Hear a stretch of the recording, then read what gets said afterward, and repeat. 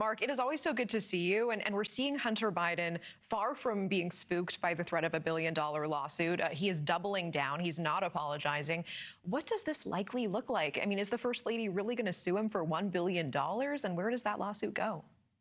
Before I even go there, I have to congratulate you again, Natasha, for being an Edward R. Murrow Award winner this week. We all found out about that for NewsNation and you. It's an honor to be on your program. Okay. What a lovely thing to say, and Well, and you are my best PR. So thank you so much.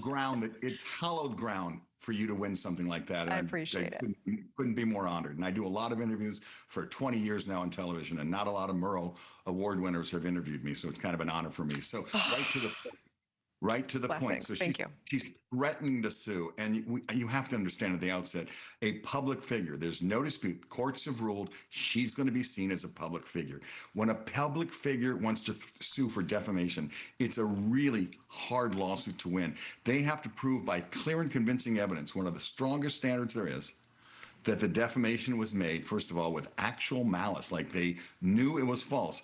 There's no way to prove that Hunter Biden would have known when they met, how they met, or that they had serious doubts about its truth. And then you have to get to damages, which is also really messy and something we all know. When there's a civil lawsuit, discovery in civil cases can encompass anything that's likely to lead to relevant admissible evidence. So that means the president, the first lady could be deposed. All of Epstein's associates could be deposed. This would be a real circus.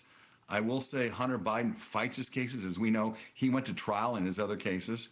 I think he fights his cases, and he'll have good representation telling him, here, fight this case. Wow. I mean, so Hunter Biden isn't backing down, but others seem to be. We see the Daily Beast pulling its article from Wolf, claiming that Melania Trump was very involved in the Epstein scandal. Democratic strategist James Carville apologizing to Melania on his podcast after repeating the same claim.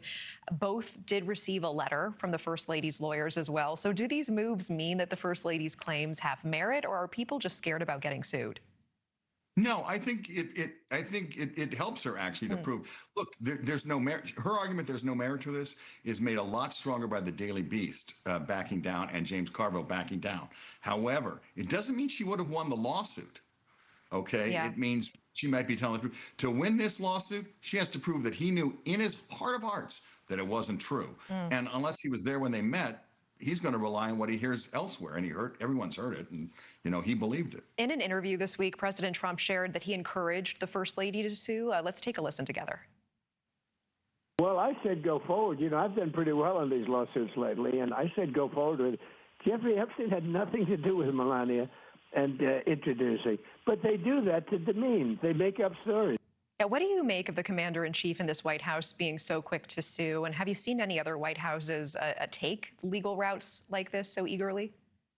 There's no dispute. No one from anywhere in America in the legal profession will tell you they've seen a president sue so successfully as this president has about defamation type of issues, or issues where they're opposing him and not doing as he wishes. They back down when he's the president, because he has all the forces of the crown. He has the entire apparatus of the state at his disposal, as we know through Pam Bondi and everyone else in that administration. So it's an awesome array of legal force to come after you.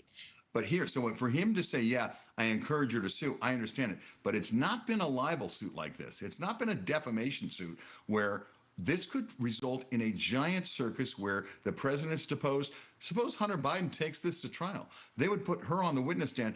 It would be a ratings bonanza, and it's going to tie the Trump family to Epstein. The word Epstein and Trump is going to be intertwined again. Yeah. And we're out of time. I mean, tell me about this. There is the Barbara Streisand effect in law, right? And if our viewers want to look it up, it's a fascinating case. But basically, it's where bringing a case only draws more attention to this thing. If you were advising the Trumps, would you tell them to move forward with this lawsuit? We all have to agree the Epstein issue is the only thing that has landed on this individual, Donald Trump, in the last 10 years in public office, has actually had some traction and sticks to him.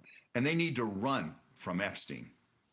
Mark Reichel, always good to see you. Appreciate you. Thank you so much. Thank you for watching. Subscribe below and download our NewsNation app right now on your phone, and you will get fact-based, unbiased news for all Americans.